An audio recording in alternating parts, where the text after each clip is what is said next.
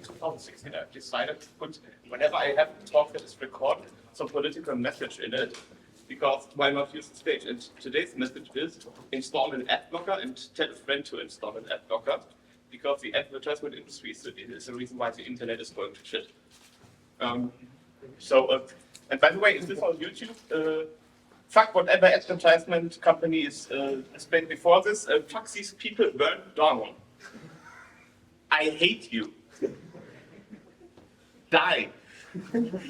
So, yeah. What is this talk going to be about? I think the title is a bit more spectacular than it's actually going to be.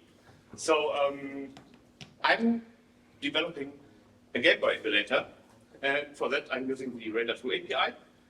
So, yeah, let's get started, and I think I should introduce myself. I mostly wrote these parts of the API that we are going to talk about today.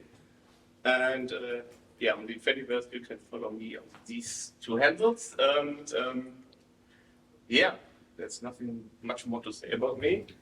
And so this is the Radar 2 library ecosystem. I know you can read all of the details, especially the people in the back. We are going here. So this is the entire RIO stack. So whenever you have, you type some kind of command that reads from a file or anything like px for hexdump, depending on how the Radar 2 is configured at that moment, it goes through different steps of these. So a more simplified case would be if we disable the IO cache, if we disable the virtual addressing, and if we disable the P cache and then we do a px command, we just get this. So RIO readet does all of the checks for the configuration, or most of them. So it decides if we go into P mode or if we go into B mode. So if we just go 2 slides back, here we have the where's my cursor? Yeah. Here we have the P mode. You see that with that P. And there's the V mode, so the V is the virtual addressing mode. I'm quite aware that all of the things that we do in memory is always virtual addressing because of the MMU won't give us physical addresses. So, but from our view, it's the distinction between physical and virtual, though it's never really physical. Yeah, the V mode has the feature called IO banks. Has any of you ever used the IO banks feature? Does anybody know what that is? Yeah, okay, it's quite new. IO banks essentially you have the IO maps. You know what that is. Yes, okay, but one person knows, so he speaks for the entire room, I guess. The IO banks allows you to map things into the virtual address space of Radar 2. So if you load an ELF file and you have a section that starts with virtual address, whatever, it maps these bytes to that region. So it's not allocating some buffer where it just copies the things to, but it's actually doing some redirection things, purely virtually. If you haven't heard of IO bank, you also probably haven't heard of the overlay. The overlay is our new solution to solving the problem of relocations in binary formats. So what was previously done, we just abused the IO cache, and the problem with that is then you can no longer use the IO cache for what it was intentionally made for, which is creating patches and creating diff files from it. So yeah, these are the 2 newest additions, IO banks and overlay. And anything else is basically what it more or less was like 2 years ago. So yeah, from there, from the readet, we go to pread. We go to the fd read. This is not a file descriptor as it is in Linux, so it's basically more kind of a index in some dynamically growing array, which we use. The reason why we have the fd API is so that you can script things easier, because then you no longer have to, in order to refer to an IO desk, which is a wrapper for the plugins, you no longer need use a raw pointer. You can just use a number. These numbers will, if you open radar 2 once and you open the file, you will always get the same index. So unlikely, it's not the same as if you would use a raw pointer, because then ASL and all of that shit kicks in, and yeah. So yeah, the FD wraps the desk wraps the plugins, and in the plugin there is the final documentation. So what we are going to do today is, because this is a training, I would want you to implement some kind of things from the GameBoy. And for that, you need to create an IO bucket. So does anybody know where to start here? Does anybody not know where to start? Okay, so the people who didn't raise their hand obviously know where to start. Most of that, for very basic plugin functionality, is not important. These are the things that you need. The plugin meta, that's just for every plugin we have this kind of meta structure that says author, license, version, I think there was a version field, and yeah, what type of plugin it is. I don't know, I just also fill and copy paste all the time. So That's what it's about. yeah, I mean, the meta thing is quite boring. It's just some strings. So who cares? If you just write anything there and it will load, but it won't load if you don't fill anything with it. So if it's just null pointers, it won't work. I think last time I checked it was like that. Obviously, you need the open callback. And if you open something, you also need to provide a method of closing it. And Radar 2 will not let you open, the API will not let you open the plugin if you do not provide a closed callback. So we do this because we want to avoid memory leaks. We want people to think about deallocating their stuff. The check is basically a small function pointer which checks if the provided URI is fits for this plugin. So the way how this works internally, we have all of these plugins, they get added into some kind of list, and whenever we try to open something with RIO open, we iterate over that list, and for each of these plugins, the check gets caught, and the first one who says, okay, I'm the right plugin for this URI, wins. I don't think you necessarily need the right callback, but you definitely need seek and you need read. One thing that is special here is this is ignored. Why is this still there? If it is ignored, it's just legacy. We plan to remove it at some point, but then you need to go over all of the external extra plugins, and it will probably break some things. So yeah, but this is ignored. Why is this ignored? If we go a few slides back, I hope you can see it. Here we have the extend and the resize. So you the option to append something to a file, it doesn't make sense. And it also doesn't work with the virtual addressing mode of Radar 2. There is some rudimental functionality if you have the virtual addressing on that you still can extend a file easily, and it also then reflects into the maps, but it's still work in progress, and we don't actually know what users really want and what would be really useful in real life scenarios. So the way how you would extend a file or resize it is just with these two callbacks. Seek. So instead of using the seek defines, use RIO seek. And there's a difference between what you are normally used to. RIO seek end should always seek to end of file, no matter what the offset is. Because it only makes sense if you have the append option, and we don't have that. So yeah. And now we're at the GameBoy. MBC2.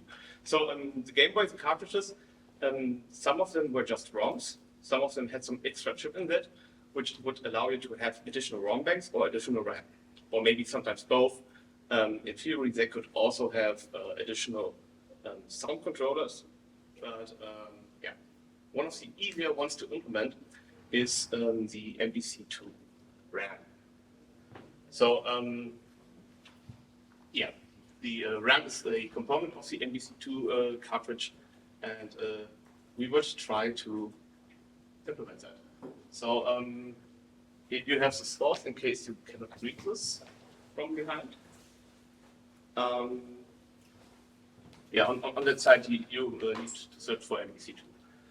And yeah, here, if you can download that, there is a skeleton file and a make file. I hope you've all read the announcement in the attendees channel that you need a more or less recent version of Red Hat to install package config, ECC, and make and a text editor. And yeah, if you have any questions, ask me. I think we would I would now let you, after this very rough introduction, let you try doing it. And yeah, do you think it would be reasonable if we, before you start working on this, take a look at one of the existing plugins to go through it? Okay, so the audience says we should go through that. So yeah, so before you start working, or maybe you already know what to do, let's just go through one of the simple plugins. And sorry, can you put the a previous slide where the other link was? You mean for? I hate this shit. Where's my cursor?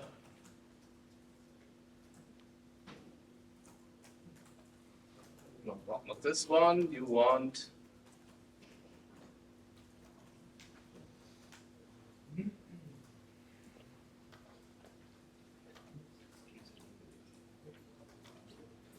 This one? Yes. This one, right? No, number 13. That's 13, is it? It's 14, sorry, the previous one. Okay, so you want that one, yeah. Okay, let me know when you're finished so that I can start entering this thing plugins. Okay, thank you. Okay, so okay, just number 3, right? Okay.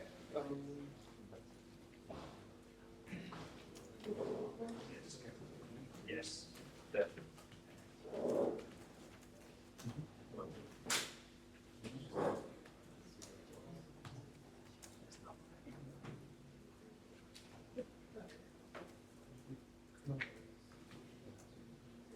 Okay, so one of the easier plugins that we have is the RIO plugin. Just set big enough to read back behind. So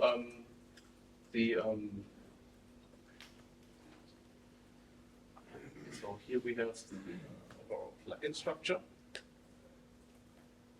So here's the metadata, the description, the name, author, and license, and you provide a URI. So that is just a string. I don't think it's actually ever checked. So it's just that message. And yeah, you have an open callback, and yeah, I think we should just start there. So the open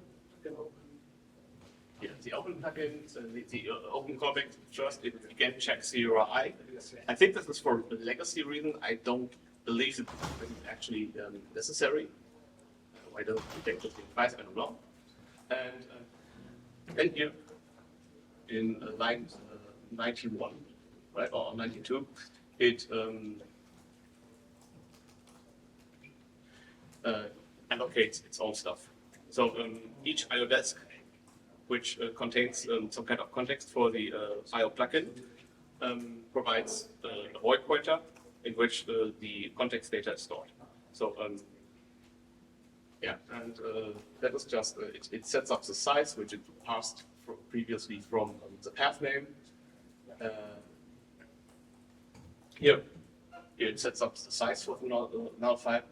It sets up the offset initial value. So that is probably not needed, that line, because we use malloc here. And then it creates a new IO desk with the plugin name and path name and read write, and so on. So mode is passed here, but you actually don't need it. So yeah, so this thing will take your user pointer and store it inside the RIO disk.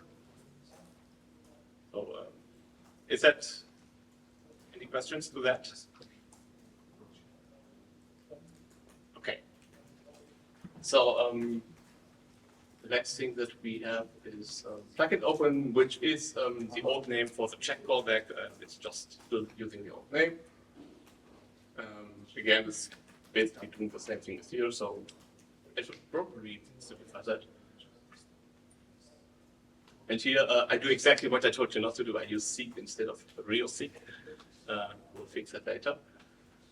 And yeah, here we have the seek behavior, and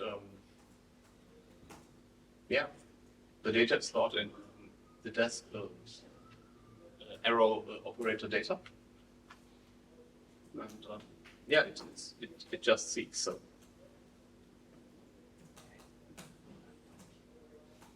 that's rather obvious to me. I don't know if anybody has any questions about that. So close, it's just free.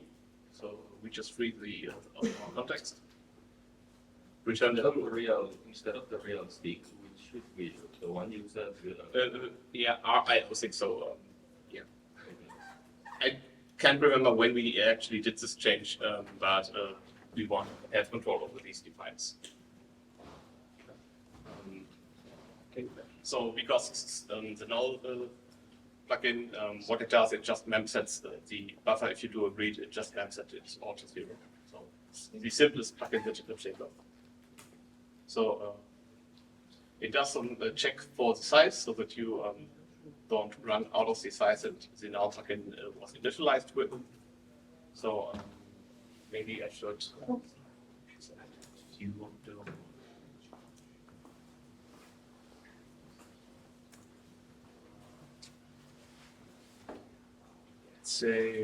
Let's say 32. Yeah, ignore that. And now we see, okay, this here is the size in hexadecimal, and this is your URI. And if you now do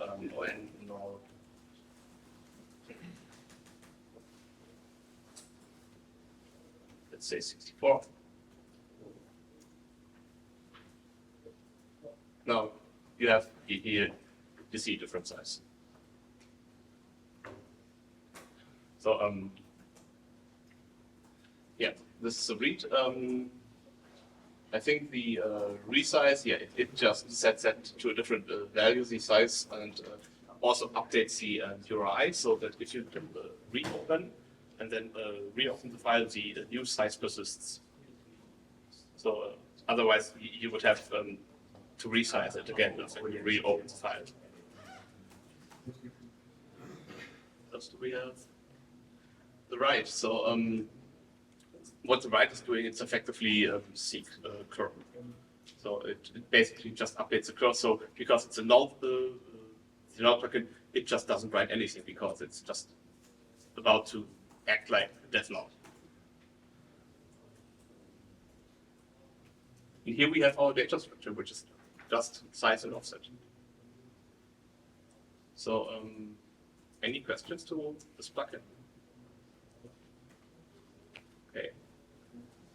So yeah, what you will need from the APIs in this part is basically just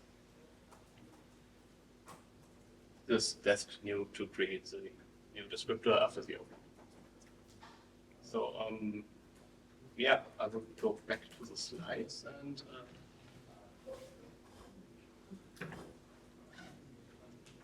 no, it was one. I would say previously, so I used.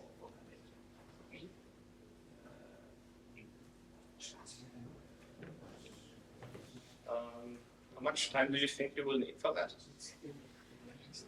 Oh yeah, I always. Or has somebody who already knew what to do already finished?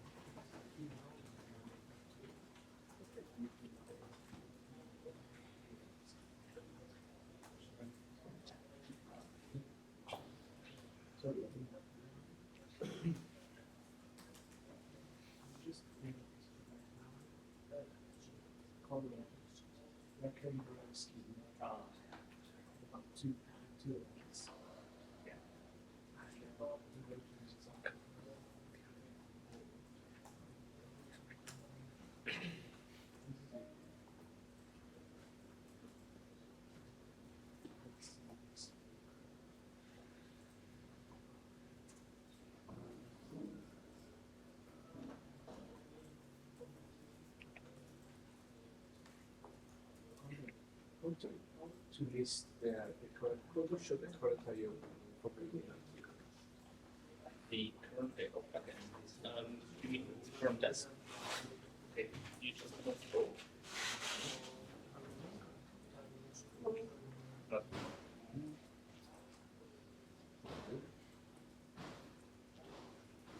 So if you just press O, dot question mark, this sentence. No, I know.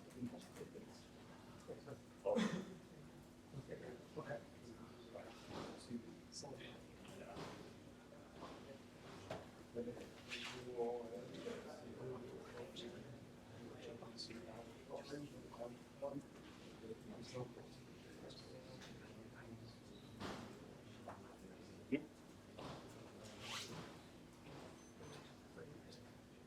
So if you have any questions during the process, you can just ask me.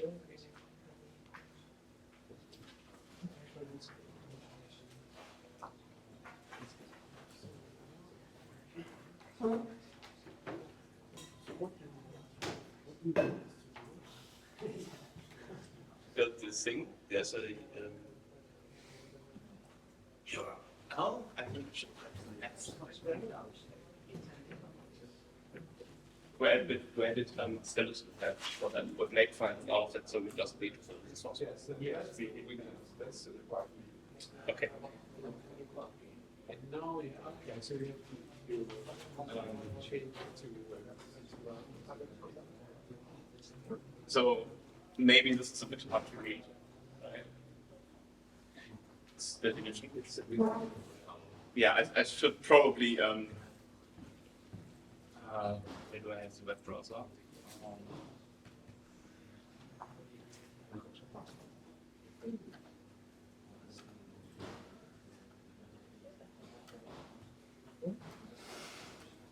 we should have a specific URL. Yeah, I will just get this correct window now.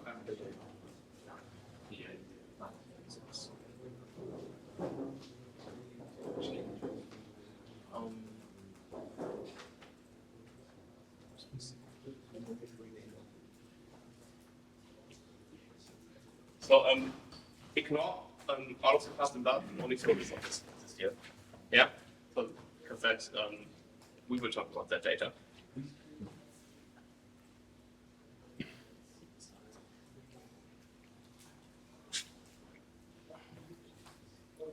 So only this paragraph.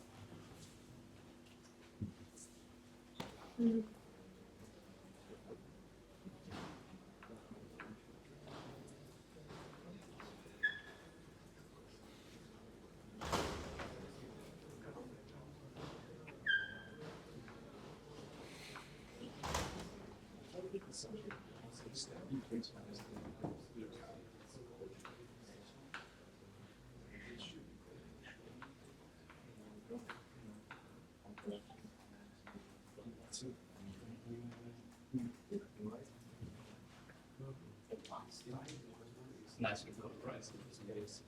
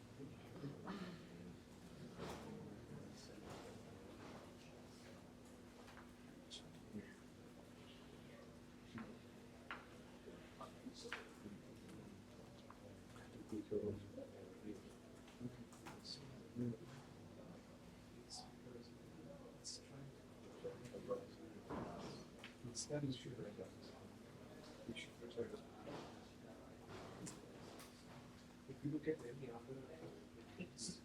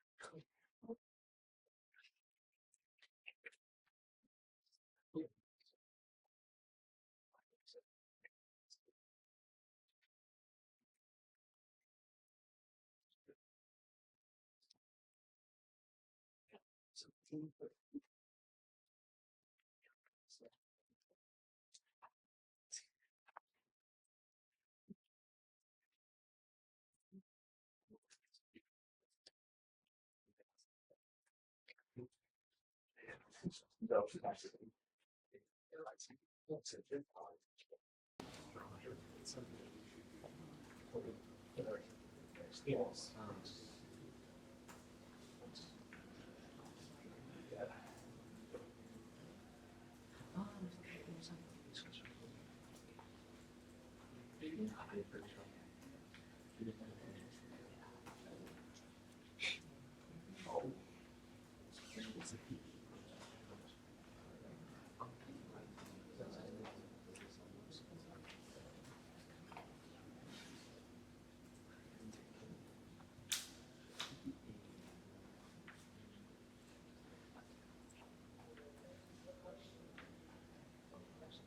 So basically, so select and then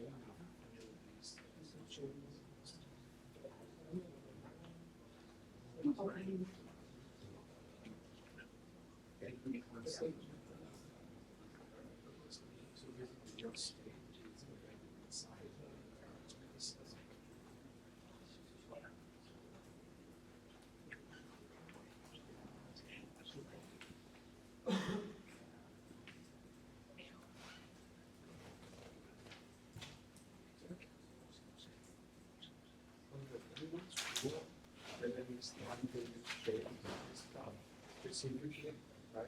So how do you work this? So like, So Pancake basically asked me to do some kind of training or talk for people who want to use esil to emulate some firmware. And if you have some memory mapped hardware that the firmware needs to access, so you also need to simulate that. Let's say that, so the use case is that you already have open your firmware.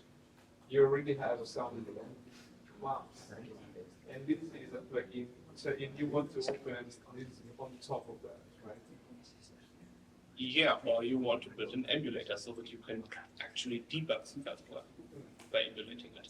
But this is, so this IO plugin though is just for this part, and it's expected to work with the other IO plugins loaded, right? Yes. Okay. What, anybody who has already finished? No, I was just asking because then I could show you how you can test your plugins. Anyway, or, broader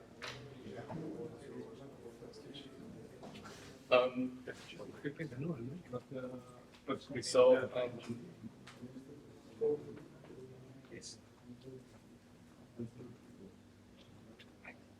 you guys understand the task, okay? Or do you want me to show how the end result would work like? So we should only build the RAM, not the other. Oh, only the RAM, and you actually don't have to do the remapping, just the RAM, just the, what is that, 512 times 4 bits.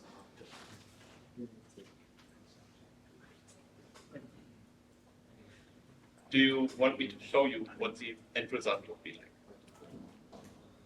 Okay. Maybe not the code, but. Yeah, okay. So, we'll just focus this here. And let me just into it.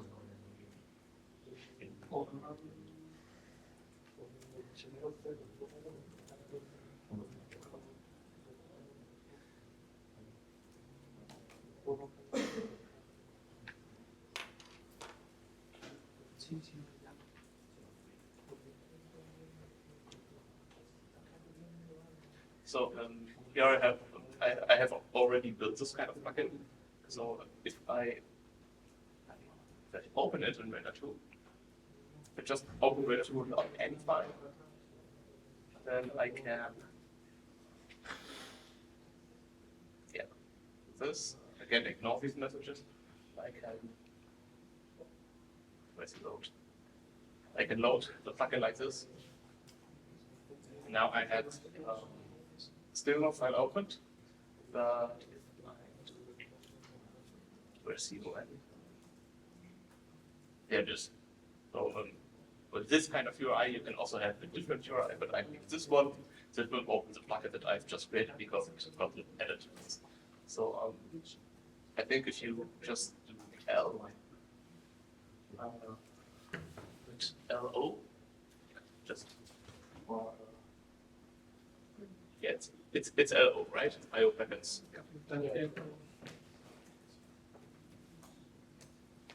So you can already see that it got loaded at the bottom.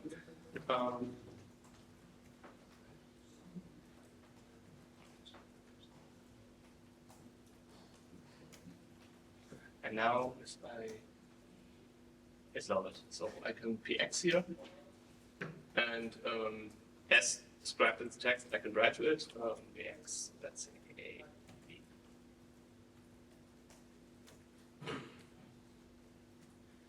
But only the lower level is actually accessible, so the rest is just FFF. So you can see that all remains the same. So FA, FB. So just how the external RAM of that cartridge work.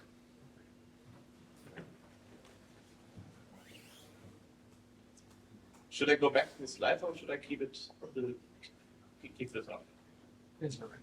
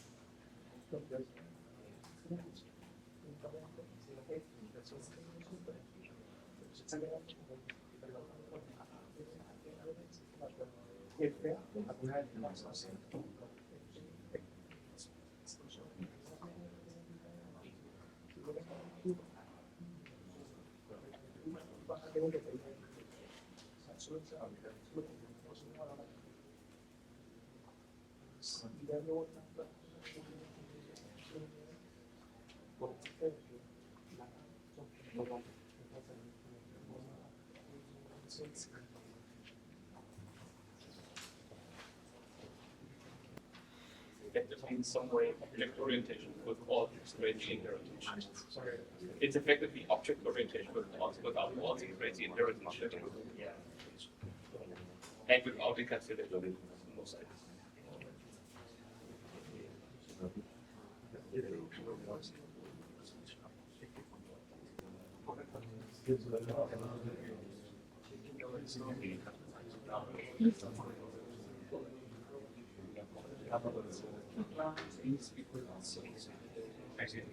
Let's check for what what's the model. It's just supposed to check the URI. So it's just checking if the string starts with.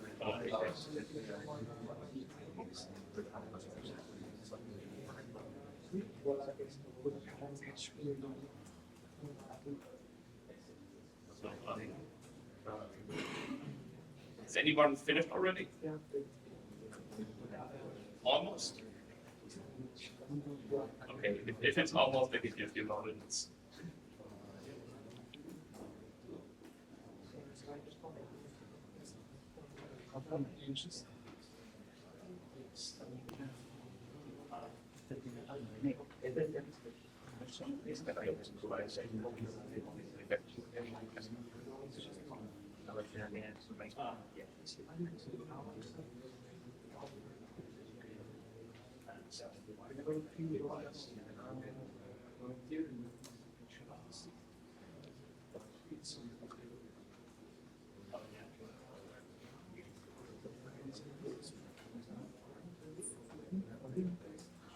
That's still readable. Yes. Yeah. Is that readable in the back? Okay, wonderful. How small can I go? Still readable? Yeah. Okay, that is comfortable for me. So has anybody of you managed to finish, or was it simply not enough time? Yeah, I guess I was originally told that I should give a talk, and then later it's raining, and yeah. To be honest, 2 hours are not enough to go through the entire RIO stack, so I cut it down a lot. Yeah, so yeah, let's just go through my implementation of that. So this is part of my GameBoy emulator project, or modified version of that. So yeah, we have here these callbacks: open, close, read, check, seek, and write. And what the open is effectively doing for the MPC RAM, it's just here checking for URI. If it doesn't match, return null. Try to allocate some structure for the data, and create a new desk, and that's it. And of course, set the memory to F0, because this is what the specification says. You could do this by far more memory efficient, but I said like 512 bytes, that's okay on modern machines. So you just waste 56 bytes that you could otherwise save, so it's okay to waste that. So yeah. This is how the structure looks like. So you just have a seek, a buffer, the size is fixed, so we don't need to store that. And yeah, close is again just freeing the data and returning true to tell the API that the close was successful. Otherwise, it would print, I think it's a warning or an error. probably just running. And here we have the implementation of the seek. So again, nothing really spectacular here going on. Here's the maximum size, and yeah, the read is simply just man copy. And the write, there you cannot use man copy. If you, I guess you could also have this magic in the read, where it just says, okay, the higher level is always F. But my reasoning was that I would assume that on the Game Boy, you would more often read from memory than you would write. That was my assumption here. And in Radar 2, we also do more reads than we do more writes, probably in different proportions. So I thought I would put that logic here into the writes. And yeah, because of that, I cannot use man copy, but and I have to do it in loop. But that isn't actually a problem because in the Game Boy, at maximum you're writing 2 bytes at a time. So this isn't really going to hit us hard. So yeah, What does the R likely means? could eventually optimize for that. You don't need to read that. So here we have this. So this is more or less the implementation of the plugins. So yeah, do you have any questions to that? Yeah, I have one again about the unlikely. Does that mean that len larger than 7 is unlikely, or the opposite?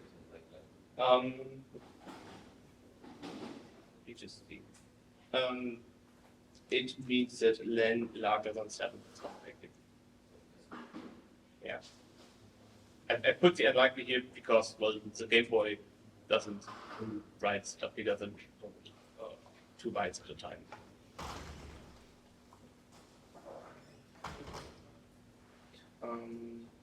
Some more questions to this?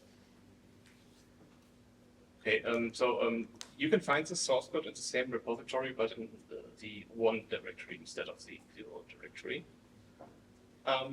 Yeah, I think we should go on, unless you have any things that you want to share about how it was, like kind of criticism towards the API design, anything that you found cumbersome or so.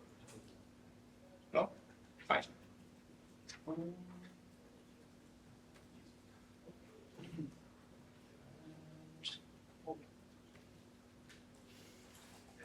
I don't know how to use this tool, this software. Yeah. So the next thing that I would like to talk with you about is the RIO map, because we somehow need, if we want to emulate a game, we need to put that memory up the memory range. So we need to map it somewhere else. It can't just stay at offset 0. And for that, in Radar 2, we use a structure called RIO map. And just like the IO desk, it has its own permission bit flags. Unlike the IO desk, you can actually change these permission flags in Radar 2 with the OMF command. You cannot change with any command the permission bits of an IO desk. The reason for that is usually when you need to change the permission of something, you can either downgrade, which we don't find very useful in most cases, so for the user, or you can only upgrade if you reopen the file normally. So we find that, especially if you consider that some of these desks represent debugger interfaces for like a GDB or something, where even if you could change these permission bits in Radar 2 in the data structure, that doesn't mean that would be reflected in the plugin. So we want, in most cases, to have to show the desk permission bits what it actually looks like. I personally also want the map permissions to reflect that, but other people brought up some use cases where they really need to change that for analysis, because in analysis we look at the map permission bits to see if a region is executable. If you for Radar to only open a file in read only or read write mode, because you're not actually executing it, then that would break the analysis. So yeah, let's talk a bit more about IO map. This is what the structure looks like. Here's Here we have the file descriptor, which just is a reference to the IO desk, which uses, if you remember the IO stack, the IO FD API, which just access the IO desks. We have the permission bits. We have a map ID, which is for all the maps that are currently located in Radar 2. This is a unique ID. It doesn't mean that if you destroy a map and create a new one, you won't get an ID that was already used in this session. But all the maps that are alive at a certain point have unique IDs, just like the desks have unique FDs. The timestamp, the TS thing, that's going to be deprecated. The idea was to have something in the virtual mapping for error detection, and it never triggered. So I guess the code is clean enough. We had that now for 2 years, and Pancake also wants to remove that. The R interval. So the interval structure is a half-open interval. So what you usually see when you do intervals. The problem that I have with half-open intervals is that you cannot access unsigned integer 64 max as an address, because then you break the definition of the interval, because if you have a half-open interval, the end address is always one more than what the actual range covers. So this is why I decided to use it as a closed interval, which makes some of the code look a bit weird, but at least we can map things to that location. I hope that one day somebody will design something that puts one very important hardware register up there and all the tools fail except for Radar 2. And maybe I will do that at some point.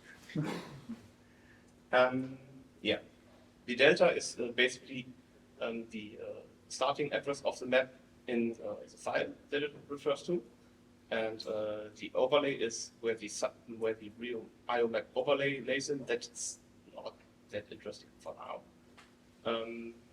Name is, yeah, that's a good guess, just a name. And the type flags, they specify if you resize a map, how the underlying file descriptor behaves to that. Or if you resize a file, how the other maps behave to that. That is still in development. You can check that out in the API. There is a command, I think it's OMT, that where you can toggle these different flags. I think there are 2 options at the moment. And people don't seem to use the resize feature very often. So that's probably why it's not that much fleshed out at the moment. Question. Why FD signed? Because it's also signed in the desk. Okay. And I think the reason why it's signed in the desk, so we have the FD API. Part of the idea was people have already existing code and they want to integrate it into Radar 2. So we would want to create something they can just search and replace with that or something similar to it. Okay, so it's not because there can be maps without a file descriptor or with special meaning for negative file descriptors. There is negative file descriptors always mean error. Okay. I know we are now only can have like a 2 to the power of 31 instead of 2 to the power of 32 different file descriptors. Let me know when you run into that limitation. Yeah.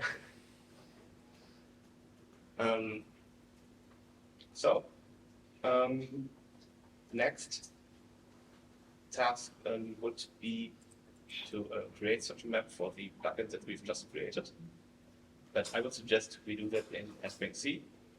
But who wants to know how all of this mapping actually works? How the conflicts between these different maps are resolved? This side we have all of our IO desks, so just as numbers, so with the FDs. And here we have the maps. So in Radar 2, you can, I think I will show you in the moment. You can actually get some kind of bar view which shows you all the maps. These maps are currently stored inside, so the maps itself are stored inside some kind of global space inside the IO structure, which is again just a dynamically growing and shrinking array. So you just need to if you get a map by the ID, you are just dereferencing something from an array, so you're just using an index. And these maps then get stored inside of a bank in the double linked list. And so this is here our graph space, this dimension. And here are the maps. And as you can see, they overlap here. So if you wanted to do some kind of read operation on top of that double linked list, you can do that, but it's very slow. So what we do instead, if you create a new map or if you change something or resize it, we insert that into some kind of tree structure. At the moment, it's a red-black tree. And during the insertion, we say, if the first element here is inserted, and there comes another element that overlaps with that first element, it gets cut here. Okay? And then we insert it. And here we do the same with everything that already exists. It gets always the higher priority when we insert into that red-black tree. And then we get very smaller chunks. And we actually do the read operations on this tree for the virtual addressing. I'm currently thinking about redoing this entire tree thing because I think binary search would be more memory efficient and we would have less cache misses. So at the moment, this is already faster than what Resin is doing. Yeah, these people basically insisted on here that what I wanted to do is too slow. But we beat them. Yeah. Then we have this tree, and we just iterate over and over again. And what happens if you can also rearrange this list that is in the banks? And let's say you want to prioritize this one. What happens is, what we do is we scan the entire area, and then we free all of this. We change the boundaries here. So you get something like this. Let's say we prioritize this thing. This is the three. And now we have the three here at the top. And what we then do, after we've freed this entire area, of course we reduce one of these elements so that we have one zone called malloc. We and malloc again, that's stupid, we would do that. And then it would look just like that. So it's a delete and I think it's a bind operation in the tree and a delete and an insert. You could probably do that more efficient on the linear array, so this is why I think we should try this in the next waiting period.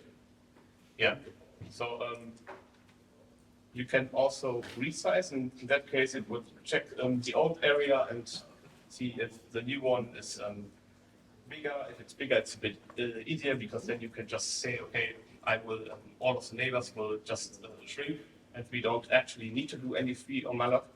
And if the new one completely occurs, then we need to do one free.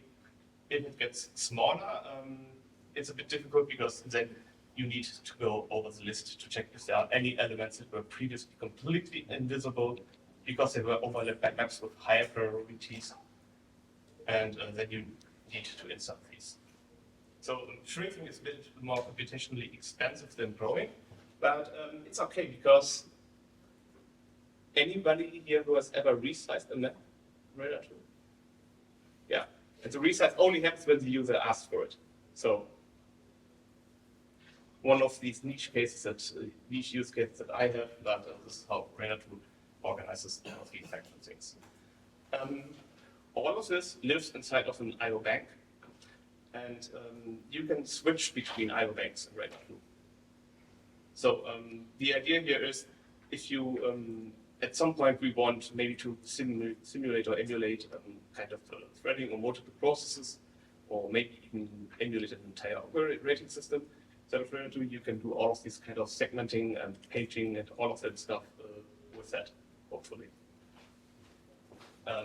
There's still in other APIs a lot to do for that, but this is what we want at some point be able to load some kind of kernel iterator to and step through the entire thing. Just yeah.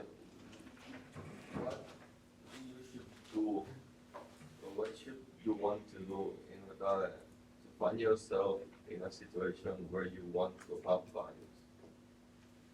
I mean, I have a problem. I want to use values. What I'm doing. That's the question. So let's say, so one use case would be in the future if you have like two programs that interact with each other. Okay. But they kind of need to modify module them so that they have separated address spaces. And if you, so you open both of them. You give one bank to the one program and the other to the other program.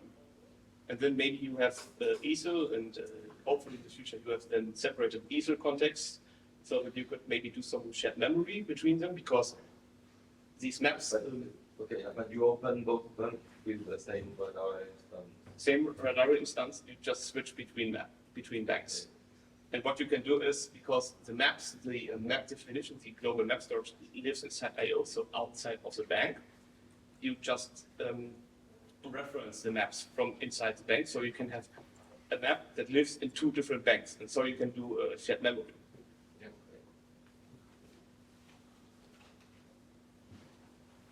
So, So, sorry, I have a question.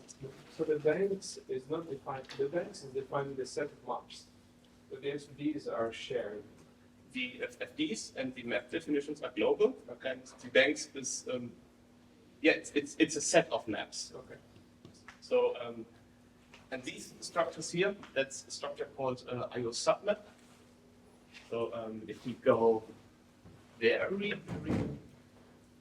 back, you can actually see it here. Bank submap. That all sits on top of the map. Can we shut down the lights again? Or does anybody still want to read this? Yeah. Okay.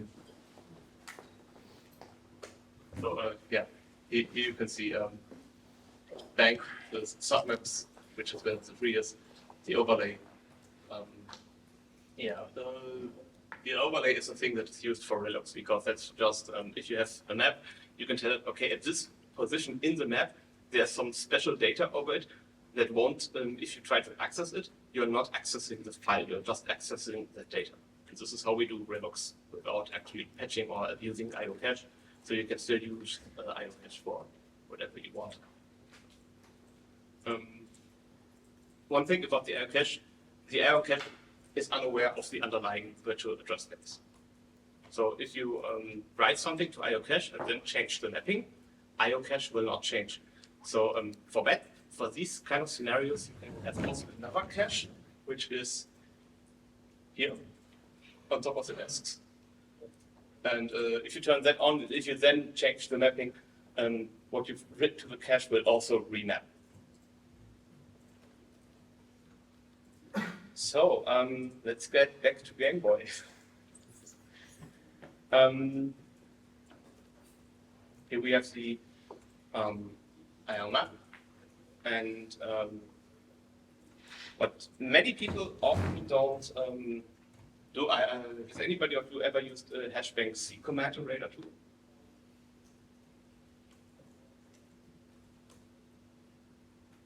Yeah, I'm sorry. Twilio was the correct one, but we just yeah. So in that repository, you will also find this file script.c. So it's very simple. You can script Radar 2 in C. And if you just open Radar 2 and ignore these things and check the OM command, you will see that here we have a OM command that allows us to specify a file, a FD, a virtual address, size, physical address, permissions, and name. And mostly everything except for the name it works exactly the same way here. At the beginning, you need a reference to I/O. You give it the file descriptor. Why is it this way? I think we should change that. The permissions should be later, but you can give it basically the same information. You have the physical address, this one. You have the virtual address, and here you have the size. So it goes analog. And for many of the commands that exist in the I/O part of Radar 2, there's also an equivalent API function. Not always, most of the time. So yeah, if I now where's the load?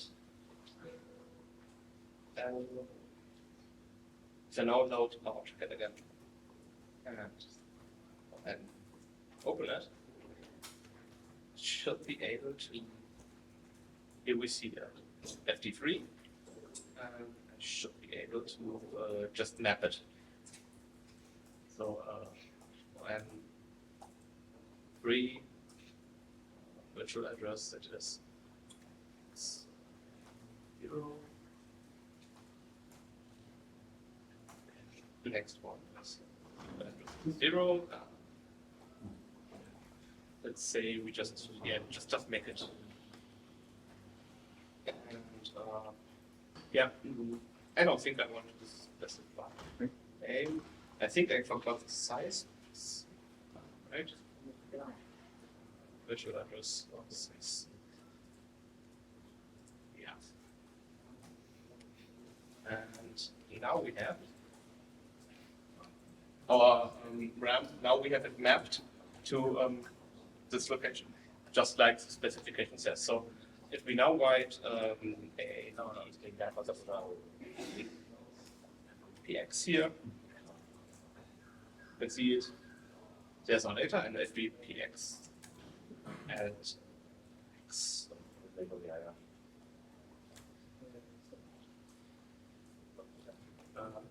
Oh, that was my mistake. There we also have the data, so same address. It's just from two different maps accessed. So there are functions in the API, mostly the RIO P2V and V2E, that do this address translation for you.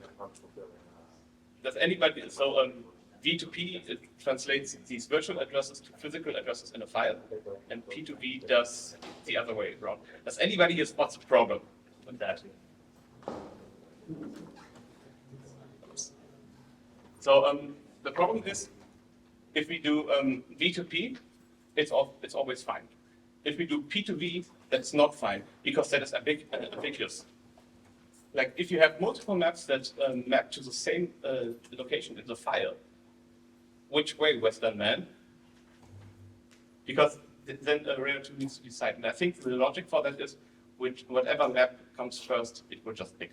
So you should not rely on the function RIO P2V so much, unless you have very tight control over what maps are created and what not. So let's just, for demo purposes, load this thing again. Open it again.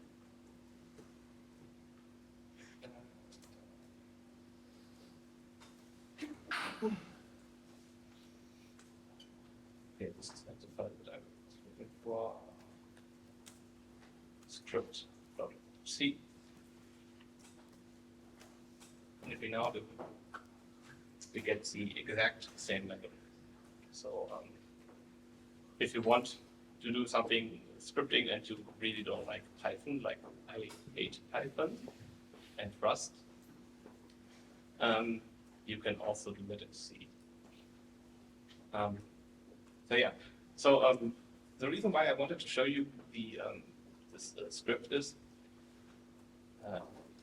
get it again, script.c is for the next task in this training. So the next task is I also have something called wrong banks, where you can the first wrong bank is always fixed, unlike, it says it's like on MVC1, but on MVC1 there's actually a bug for certain configurations where you can map something else there, but not part of this talk. And the second region that can be mapped, so that you can, for bigger games, the Game Boy. And what is interesting, what would be the next task is implement this enable disable functionality. So the way how it works on the Game Boy is you have these magic offsets, and if you write magic values to these offsets, then you can enable or disable RAM in the cartridge. So it isn't stated there, but if you write this magic value here, hex A, it will enable the RAM, and otherwise it will disable that. So the next thing is we are going to build a Troshka for that. Because we don't just want inside of the plugin, we don't just want to have the RAM, but we also want to at some point be able to map the ROM data into it. And we would really like to kind of isolate it so that the outside I/O doesn't need to care about it. So it just becomes a lot simpler if you do it this way. So the idea is we create another plugin, and that plugin creates its own instance of I/O inside. The plugin at this point just pretends to have the size which the cartridge of the Game Boy would occupy in the address space of the Game Boy. So it's just 0xC000.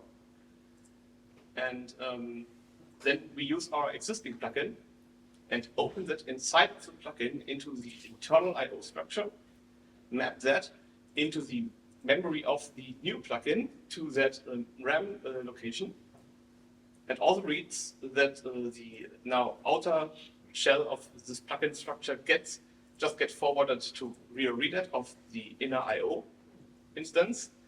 And whenever we just do some checks for the writes, if it's in the right range, for the RAM to enable or disable, and in case we would change the enable disable, we either modify the map or the desk's permission, whatever you like.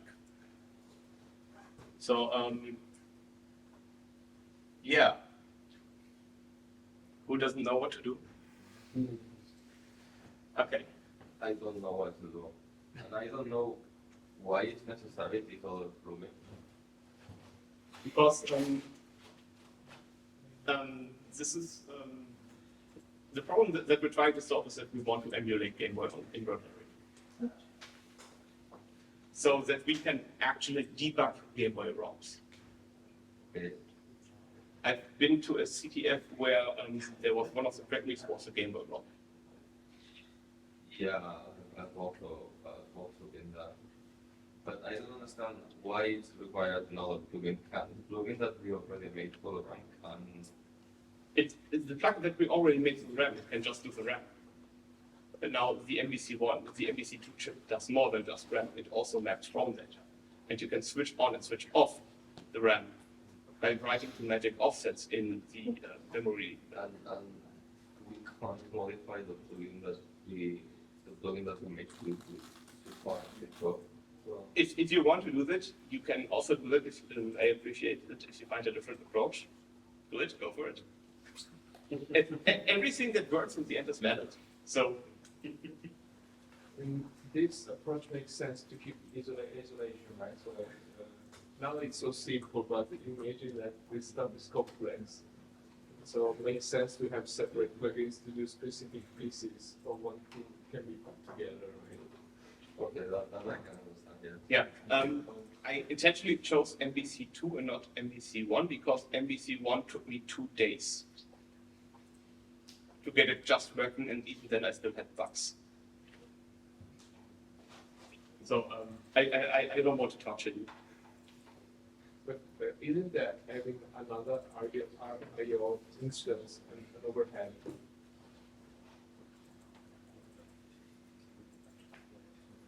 You could argue for that, but do you really want to rebuild the entire mapping functionality?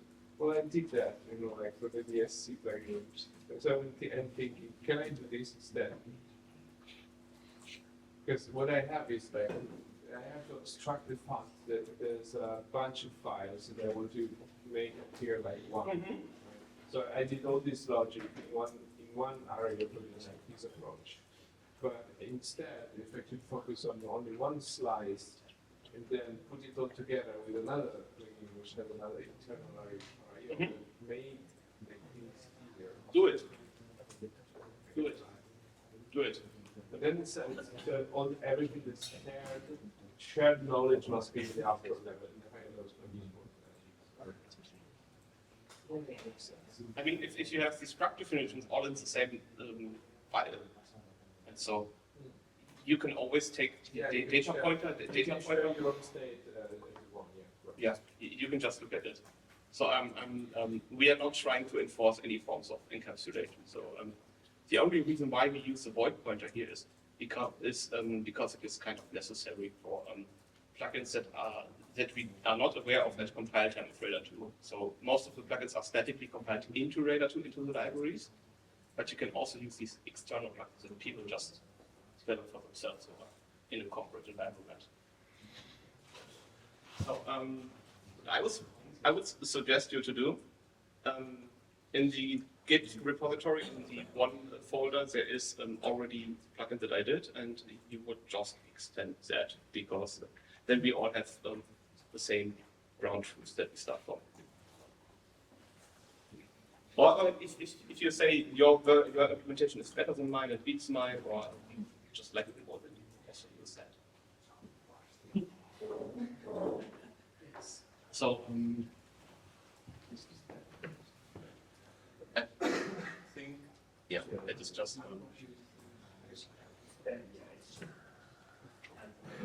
So there's the.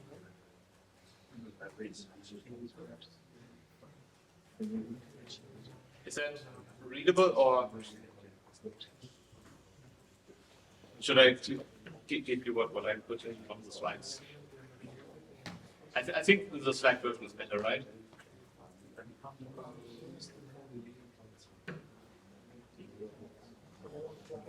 Oh, yes.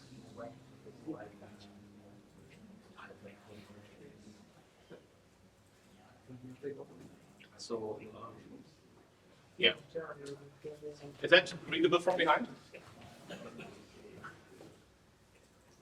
Should be.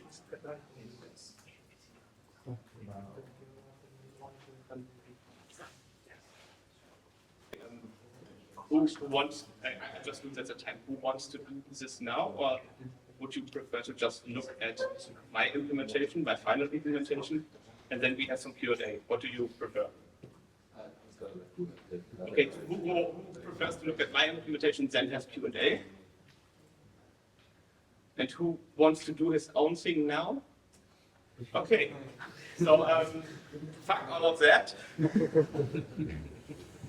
looks for you and you. We are going to look at my implementation, and yeah, one thing. Where is it? I think it's.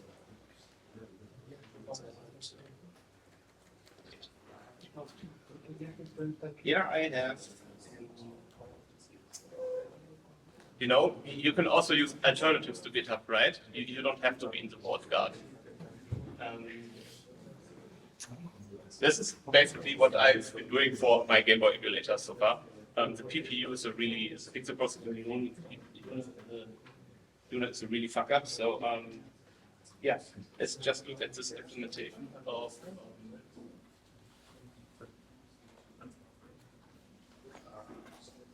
Yeah. So it's just 200 lines of code, so I think it's quite manageable. So here we have the outer plugin, the definition for that. So again, read, open, close, read, check, LC, right? Then here we have the implementation. Yeah, this was just for debugging, and this is also again no real magic. So all the reads are just delegated to RIO read of the inner IO, and here we have the write.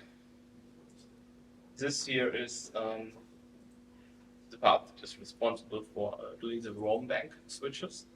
So ROM banks in this plugin, it's basically you have lots of maps that are all at the same location, and then you just change the priority of the maps. And this is how you do the ROM bank switches, because it's all just the same address range. This is done with RIO priorize. In Radar 2, that would be the OMP command, which will work almost exactly the same. I have in the data structure some kind of table which allows me to translate from the index that I get from the GameBoy ROM that I'm emulating, which would write the memory MBC to the map ID. So when I in the open, yeah, this is the open function. In the open function, I create all of these new maps and then just store the IDs in this array. It's always on MBC2, it's always the fixed amount of ROM banks that you have there. So, yeah, here we have, again, the same definition for the RAM. Where's the ROM definition?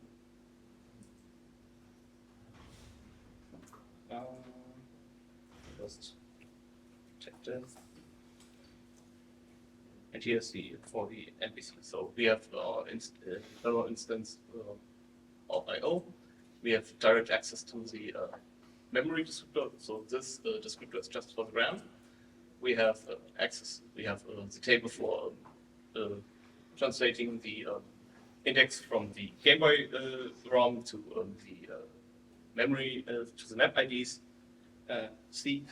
We have our own FD, which is probably a bit redundant. I think that's just a leftover. We have the currently selected ROM bank that is all for debugging and RAM-enabled Boolean. So I think it's rather, this structure is rather self-explanatory what it does, right? Or any questions to why I used anything there? Fine. So here I have the enable and disable RAM functions, and it just changes the permissions. And if you change the permissions in Radar 2, you cannot do that. Again, as I've said, with a command. But if you just manipulate the data, it will just work. So, and in this case, I think it's safe to do it because I know I have full control over it. So nothing. There's no general use case. This code is only going to be used for this purpose. Again, check, nothing spectacular here. Yeah, here we have the open. There's some one thing specific about this. So first I open the ROM that gets passed after the URI, and I check the header of the GameBoy ROM, because in the header there's some field that indicates the MBC that is used. This is not important for the GameBoy hardware. The GameBoy doesn't care about it, but the original developer hardware cared about it. And I can use that to do some kind of sanity check if this plugin here actually matches to that ROM, and otherwise I will just return null, so to indicate that there's some bug somewhere else in the emulator. So after that I close it. I assume that I don't make mistakes, so this is unlikely. And yeah, allocation, UIO, all of that usual C boilerplate. It's never going to happen because we have effectively infinite memory on modern machines. Activating the virtual addressing mode, opening the FD for the actual path of the ROM. Then I create with the plugin. So I tell it, okay, open a desk with this plugin, and that plugin is not part currently of the list of all the known plugins to I/O. So you can actually use plugins that I/O doesn't know about. with just this function.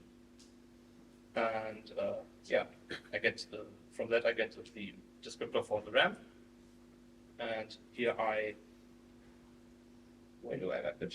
I think it's here. Here I map the RAM to the location where it just should be.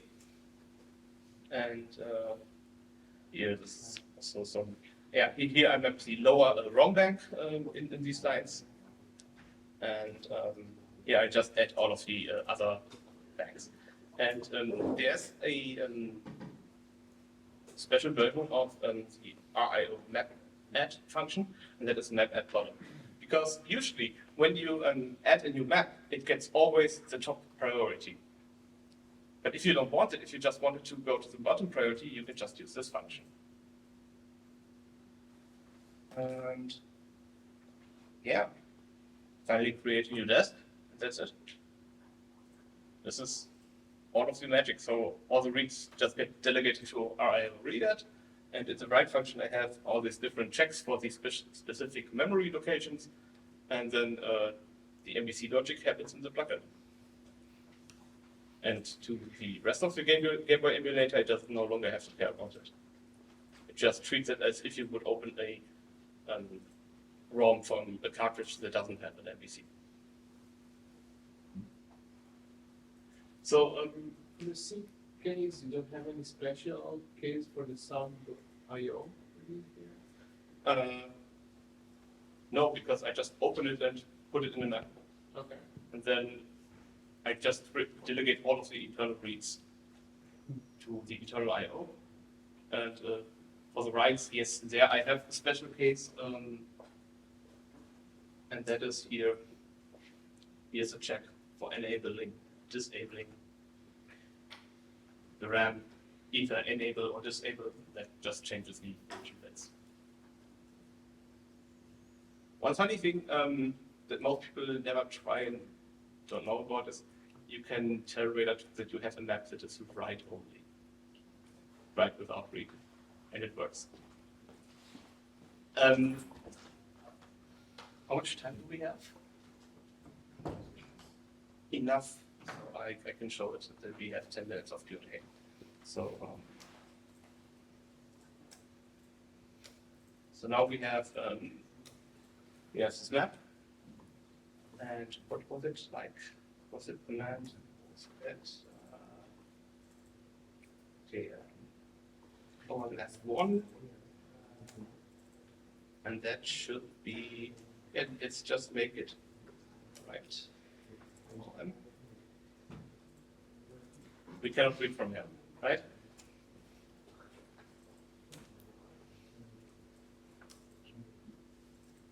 Now let's just change the priority again, and the permission again. And there you have the written data. So I don't know, has anybody ever seen some write-only memory or? Probably graphics card, like. They do that? Well, no, they don't do that, but maybe they have like 16 lines to draw and 1 line to read from the graphics memory. Okay. So maybe it would be like fail safe if you are implementing like a VGA driver or simulator. If any of that ever happens, we can do that. If you want to simulate some graphics cards or anything like that. It's the only use case I can come up with. Yeah, so back to the scope, enable disable RAM, prioritization of the ROM banks, and yeah, so any other write gets, if it is in the range of the, I think that there's a thing you just tries to write to wherever it can write. If the map tells you cannot write there, I/O will just stop. So here I just try to write, and if it's occasionally the address of the RAM, that write would be just enough there. So I could also do boundary checks here, but I know that if I do the write operation, I/O will do the boundary checks anyway, so I can just not do that and it will work anyways. So we haven't covered everything that you can do in I/O.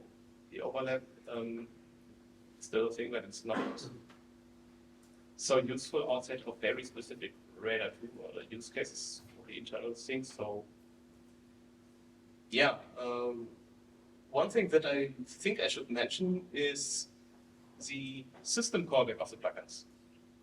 You can also, from inside Radar 2, tell the plugin to have to execute some kind of commands. So the plugins can implement their own commands, and with that you can tell it to do some kind of things. So the use case for that is, imagine you have some kind of I/O plugin that represents some kind of debugger over the network, like GDB, and you want to drop GDB commands directly to that, you can use that in Radar 2. So this is what the systems thing is for. But you can also do that with something like, has anybody of you ever used the treebuf plugin? Okay, so the treebuf plugin is just a glorified red band tree.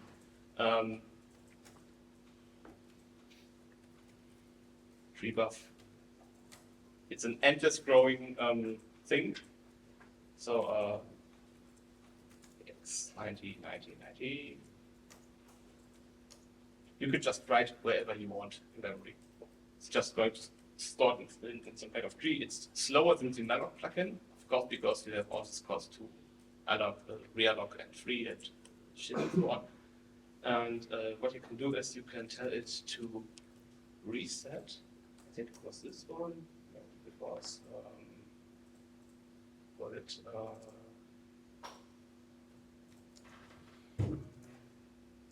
God, why is Pancake not here?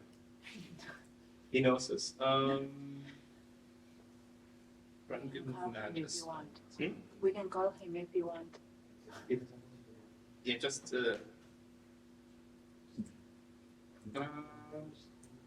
there was something. Was run given command assistant. That should be close to what we want, right? That I think it's reset. I always forget, sorry. Yeah. I just forgot how that works, but if you find out, you can effectively reset it. I think it was one.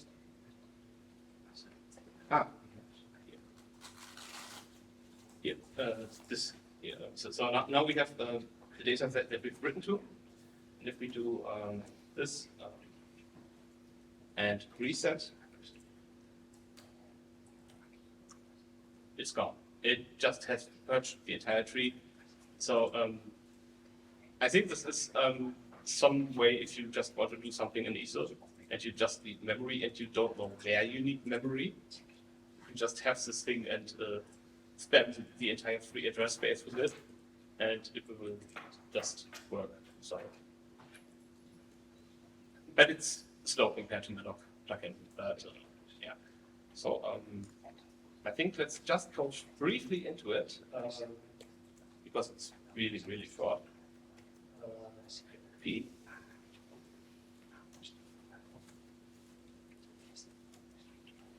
Treebuf. And yeah, this is the treebuf plugin.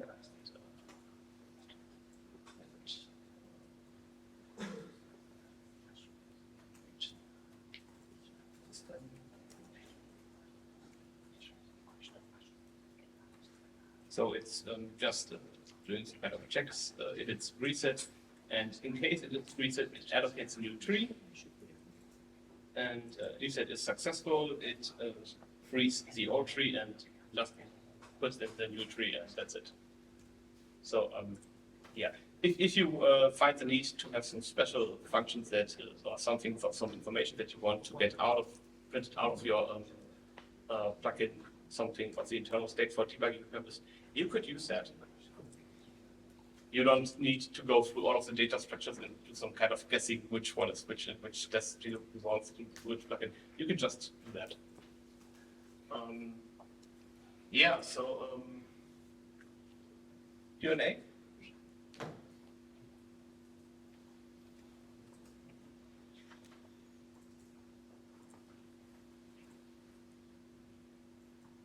what was the CTF where you needed this?